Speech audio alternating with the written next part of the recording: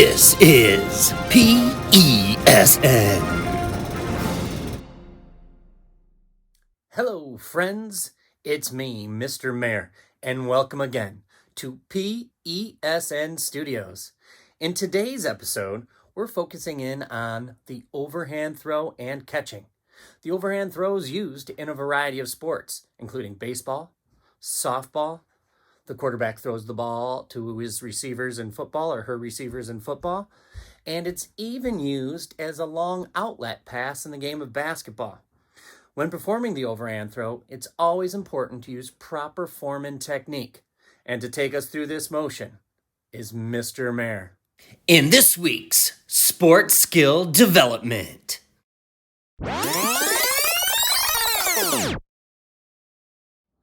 Thank you, Mr. Mair. I'm here to break down the overhand throw and catch in today's episode. Now, there's a certain strategy and form and technique that goes along with the overhand throw. It's make a T with your body. Then, by bending at the elbow of your throwing hand, you're going to make an L. Then you're going to step with your opposite foot of your throwing hand. I'm right-handed, so I'm going to step with my left. I'm going to step right towards my target. I'm going to rotate my hips. My arm's going to come forward. I'm going to find that key release spot. It depends on what you're throwing and how far you're throwing to.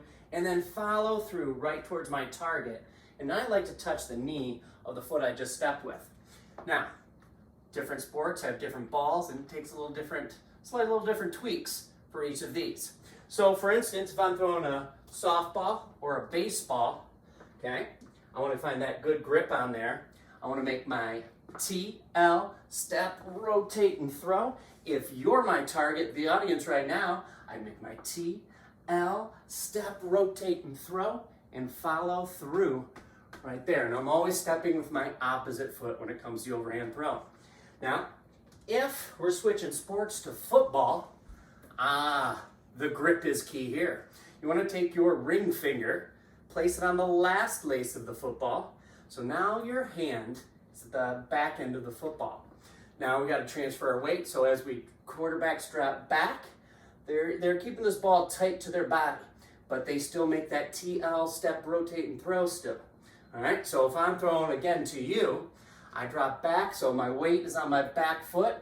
My throwing arm's my right hand, it's here. Here's my TL, and I'm gonna rotate. I'm stepping right towards my target. I find that release point, follow through, and the key in football is you want to try to get that tight spiral so that your receivers can catch the ball. Lastly, well, not lastly yet, but in the game of basketball, lots of times you have to make a long outlet pass down the floor to one of your teammates who's open, streaking down the floor. You do the same motion, TL, step, rotate, throw. But a lot of times basketball is kind of big, so you got to kind of find that grip to throw that ball. Now, if you're just practicing at home, like in the living room, you can take a rolled up sock and create your own ball. You can have your own fun just practicing the TL, step, rotate, and throw right in the comfort of your own living room without knocking anything over. So, that breaks down the overhand throw. Now, we're on to catching the ball. When you catch the ball, there's a strategy and a technique to that as well. Catching instructions are reach, give, and bring it into your basket. So, if you're catching a baseball or a football or whatever the target may be, if the ball is coming to you, you want to keep your eye on the ball first. What it means, do this, right guys? No. What it means is watch the flight pattern of the ball, okay? And then you're going to reach for it. If the ball's coming to you above your waist, you want to put your thumbs together, reach for it. When you hit your hands, give and bring it into your basket. If it's coming to you below your waist, you're going to put your pinkies together, reach for it, and when it hits your hands, give and bring it into your basket and secure it away. Okay? So whether you're playing football, you're going to have to make adjustments, okay? Whether it's coming to you above your waist, thumbs together, or below your waist, pinkies together. And the rule of thumb goes away a little bit sometimes too if you have to catch the ball fancy over your shoulders like this, because now my pinkies are together, but it's above the waist, so we break the rule there. But the rule of thumb generally is thumbs together, above your waist, pinkies together, below your waist. If you're even playing baseball and you have a glove or a mitt on, same principles. Ball's coming to you like a ground ball. Get your thumbs down, or your pinkies together below your waist like this. Bring it in to your basket so you can make the throw then. If it's coming to you above your thumbs would be together as you go to make the catch. Or even if you're playing catch in the living room with a sock ball and you go to make the throw. Yep, very good. And good catch. You make the adjustments.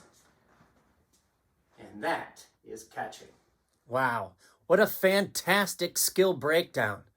Thanks as always, Mr. Mair, William, and Maddie.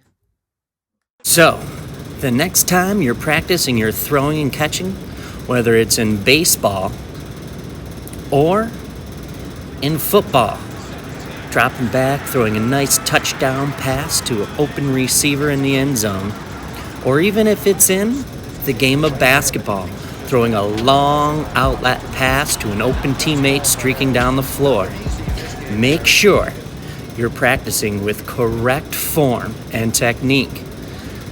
Make sure you're making a T, L, step, rotate, and follow through towards your target. Or even if it's just playing a simple game of catch in the living room, like Ross and Joey and friends. Are you serious? Yeah, I realized it a half hour ago, but I didn't want to say anything because I didn't want to jinx it. Wow, we are pretty good at this. Hey. Yours in kindness, health, and physical education. I'm Mr. Mair. Stay fit, friends.